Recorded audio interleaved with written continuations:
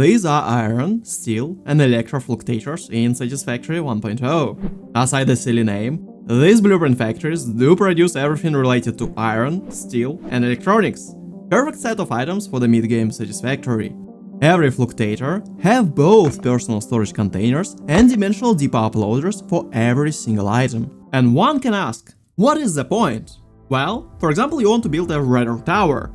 You either go to the factory and pick up like 10 computers from the belts, or maybe you just upload those computers into the cloud. Or, if you want to finally build that blueprint using like 3K steel, well, you have access to industrial storage container in one single place for every single item, which obviously saves quite a lot of time. And who on Massage 2 a BB even carry high-speed connectors and AI limiters in the inventory? Like seriously. Now it's not an issue, you are covered with dimensional cloud uploaders. Previously, I already covered in detail iron and steel factories with some overarching design basics.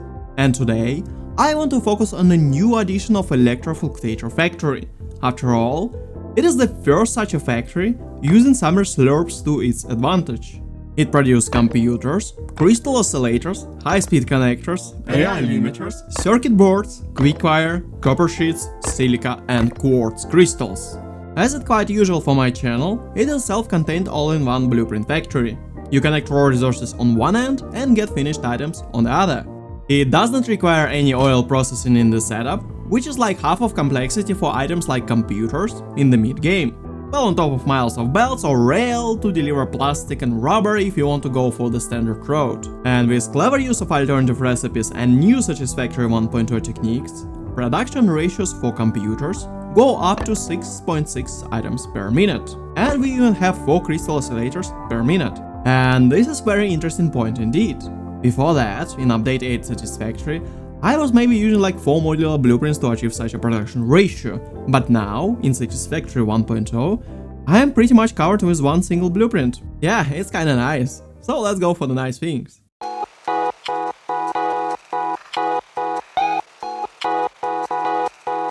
The key to this blueprint is the ability to reduce the volume of machinery by something 50%. Yeah, quite literally. If you want to output 6.6 crystal computers per minute, well, we need to make at least 4 crystal oscillators per minute as a precursor item. Quite a lot. This is already 4 manufacturers. Add to these high-speed connectors with another manufacturer, and then you can add all the precursor items with the manufacturer and everything before the manufacturers. Wait a second, you need to feed what? 5 manufacturers, 7 assemblers on top of that, and like 33 constructors, and just 5 foundries and 4 smellers. Yeah, you can go for maximum overclock of everything, but then your power consumption would be more theoretic than realistic. So, there are SAVER slurps things in Satisfactory 1.0, and they make your factories to slurp items with double the speed and no extra input of resources.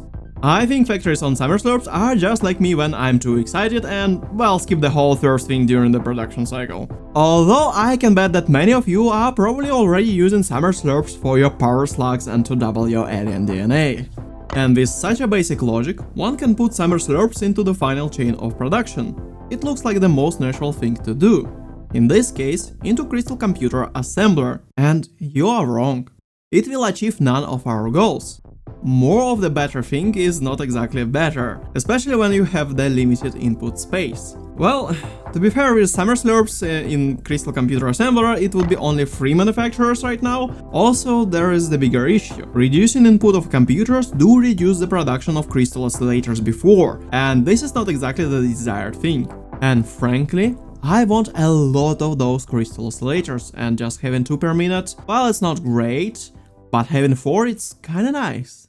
Alright, what if we will make very counterintuitive thing and just put the SAVER slurps into crystal oscillator manufacturer? Well, if we also overclock this manufacturer to 200%, we get 4 crystal oscillators per minute as output of only one single manufacturer. So, 2 power shards, 4 SAVER slurps, and we got 1 manufacturer instead of 4. And as a side benefit, with, well, the SAVER slurps, we still reduce the amount of precursor items to produce the crystal oscillators, which is still like majority of items that we required for the crystal computers. And it's starting to look too nice to be true. Well, is there any downsides? Let's compare. So if you go for the 200% overclocked summer slope manufacturer, it will use 550 megawatts of power. That's kinda 10 times than 100% manufacturer. That's kinda a lot, but we need to compare it to the closest thing, and that closest thing would be the double 200% manufacturers. 275 megawatts of power to get the same result, which is, well, the 4 crystal oscillators per minute. So now we are comparing 550 megawatts of power to 275 megawatts of power. Is this right? Nope! Do you remember all those precursor items that you are no longer producing with the summer slope manufacturer? Well, in the case of dual 200% manufacturers, you still need to produce those precursor items. And that results in extra power consumption, which is in the ballpark of 150 megawatts of power. So now we need to add extra 150 megawatts to 275, and the result is 425 megawatts of power versus 550 of summer slope manufacturer. The delta is like 125 megawatts of power, which is not a lot. This is balanced, and this is the way to go. So if you have one manufacturer for the crystal oscillators, then we have another one for the high-speed connectors, we are reducing the amount of the precursor items to be produced in the factory. Well, it's looking like an all-in-one blueprint factory now. Alright, the next part is to totally annihilate any traces of oil from the production chain, because no logistics for the oil is an achievement in itself. And for the most part, it is like one factory less to bother about in the mid-game, which comes quite handy when you are using the rubber and plastic for the tier unlocks. For the oil-independent production, we are using crystal computers for the computers. Obviously, we are using silicon boards for the circuit boards, and, well, there's the alternative way of doing things with the silicon high-speed connectors. And yeah, this is how there is no plastic in the circuit boards and computers. And using the assembler for computers instead of manufacturer is also quite a win for this alternative recipe of crystal computers over the standard computer recipe. After this, we only need to improve lower tiers of production. Since we are using both copper and iron, well, we can introduce the copper alloy alternative recipe. This foundry recipe saves a lot of space, and also we can just add the iron alloy foundry as well. For reinforced iron plates, I use standard recipe with cast screws. There's only 5 reinforced iron plates per minute for production of crystal oscillators, and it is not enough to crank up the entirety of steel production, especially since then you will need to add the input of coal.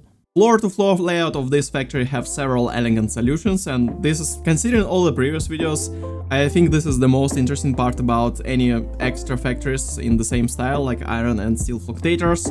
So here, for example, we have both copper alloy and iron alloy foundries that are being fed with the same 2 belts, with the same bus, and you can just misplace copper and iron ore and it will still work. First floor of blueprints also house caterium smelters and free silica constructors. Then we have the copper sheet constructors that are dominating the majority of second floor with a sprinkle of coarse crystal constructors, and majority of assemblers are on the third floor with sort of like half floor for the quick wire constructors. Where it is interesting is in the clever placement of manufacturers. I placed both of them on the final floor with the inputs facing each other. This leaves just enough space for the conveyor lift hose. So, both manufacturers are mostly fed from down below. And the third floor have more than enough of headroom to, well, house all the connections. Also you have the assemblers there that are producing the precursor items, so it's very easy to set up your manufacturers. And in everything else, including the exterior, this factory is quite similar to the previous 2 fluctuators. There are 2 versions of this factory, the OEM version without exterior, which is, well, fully functional blueprint for DIY exterior of your personal choice.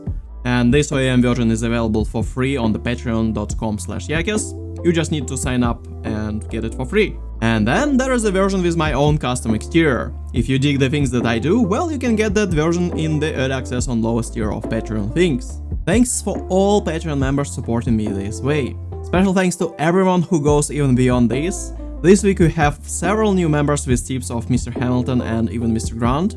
So let's welcome the Boys, Sin McKinney, Ben Rochland, and WeFreedXX, or maybe it's Roman numerals for 53XX or 5320 or 531010. Your names, people, can be quite a puzzle. Now it is a puzzle for everyone else downloading my blueprints in the case of, I think it's certainly Vex. Right, Maybe I just spent too much time designing mechanical clocks in Satisfactory with the Roman numerals and completely failing at that. This fluctuator would be probably the last for quite a while, and right now I just need to make those like rail curves. Also, I have some awesome ideas for diluted fuel factory in brutalist style, and that would come quite nicely with old updated fuel blueprints. Also, I'm updating my oldest blueprints for like reinforcement plates, modular frames and heavy modular frames, and it's more of like rebuilt, to be honest, in 5x5, but you know, the old stuff that would be more modern, I would say. Also, I'm making some awesome exteriors for my space elevator factories, bunch of ideas, and I'm definitely way behind on video editing front. So, leave your thoughts down below. What blueprints would you like to see first? As always, thank you for watching, have a nice one, and Yakez is now more currently concerned with the 2.2% of my channel audience not understanding the jokes about safe use of summer slurps for power slugs.